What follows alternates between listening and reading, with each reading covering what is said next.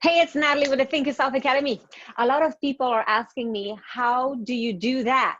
How do you put the image behind you? And how are you able to walk in your picture? And how does that work?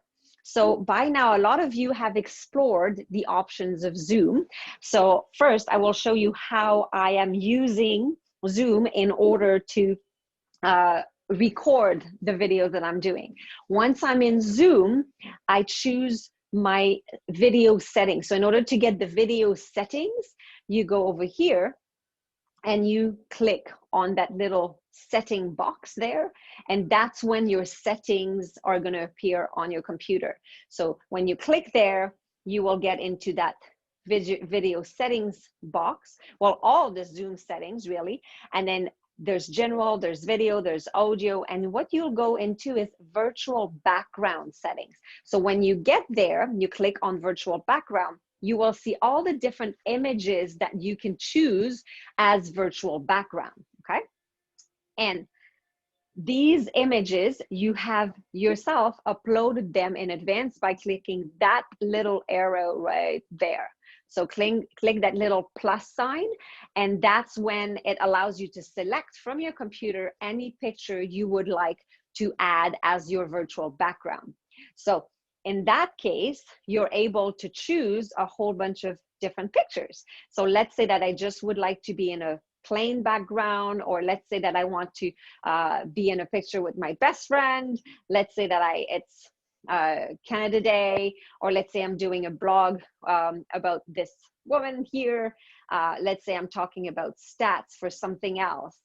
Whatever it is that I'm doing, I can choose the image that's behind me and talk about obstacles that are blocking the road, anything.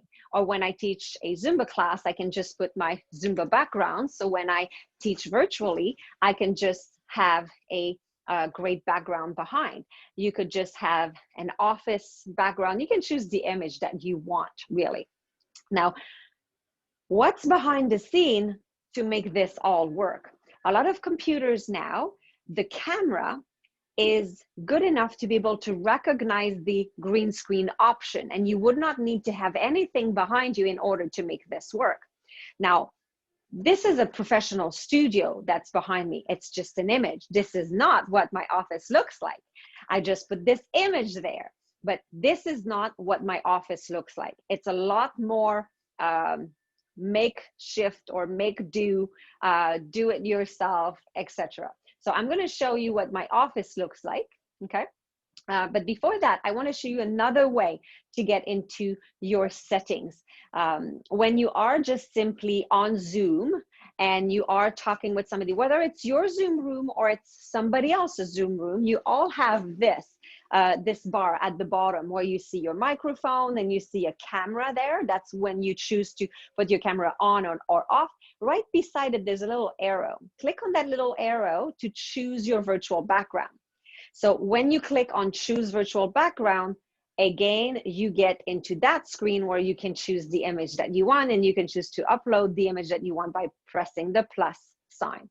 So that being said, now we'll turn off my green screen. Again, these were images that I was putting there for you.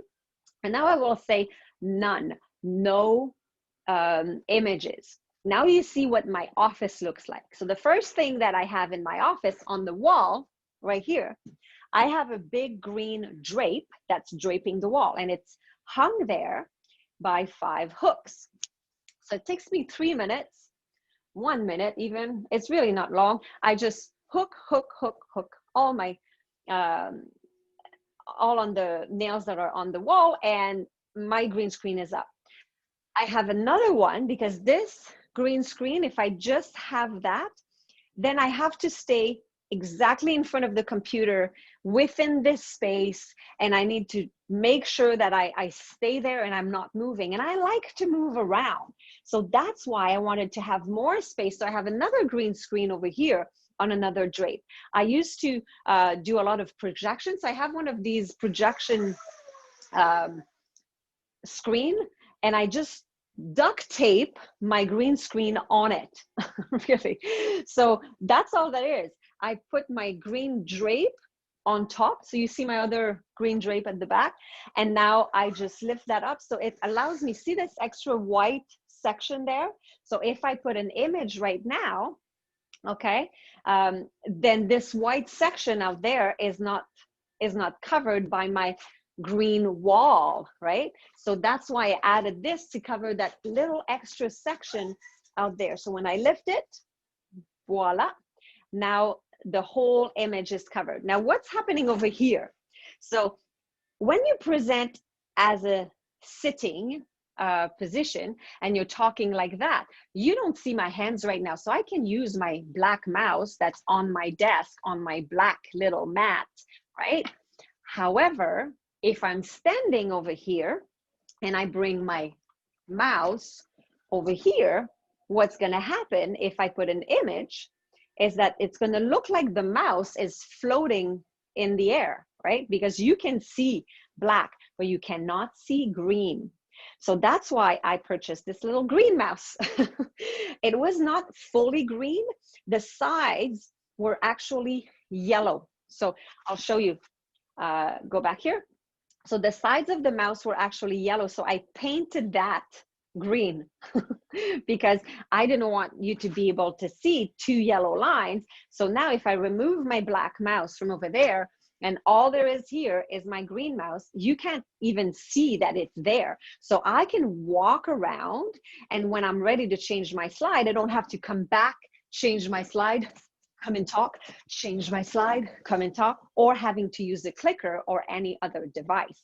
The other thing that's underneath is a green box. So I shopped for a long time trying to find a stand-up desk that would be in an L shape, and I was talking in the $2,000 or $3,000 range to get something nice, and I would have had to replace my desk that's there already.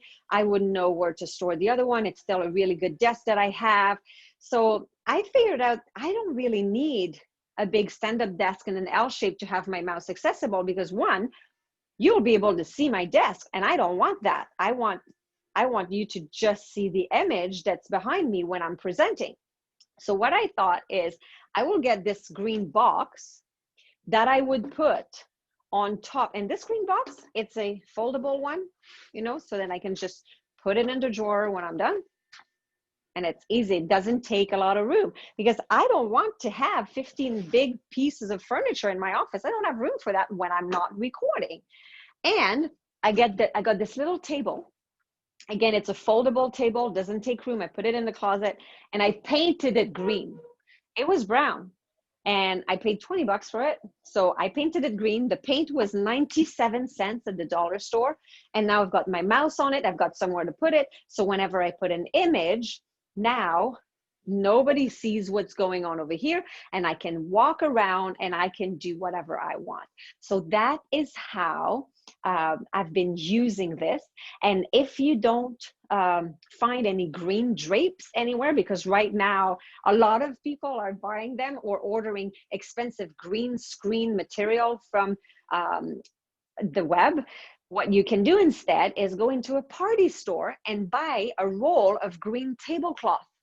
Just, you know, the plastic tablecloth, like for $16, you can get a big, huge roll, and then you just spread that onto your wall. And you can do maybe 2 layers, one here, one there. You tape them together, and it's just costing you $16, and you can just roll it or fold it when you're finished and put it back when you want to, just with 2 little easy piece of tape, just the painter's style tape, so that it doesn't wreck the paint on your wall, and voila. So that's how we do it.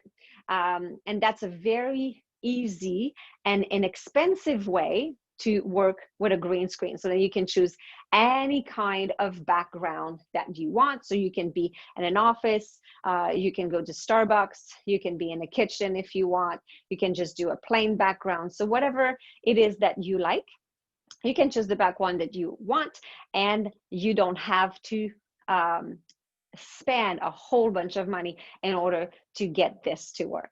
So I hope you liked it. I get so many emails and so many people asking, so I hope it was useful for you to learn all that.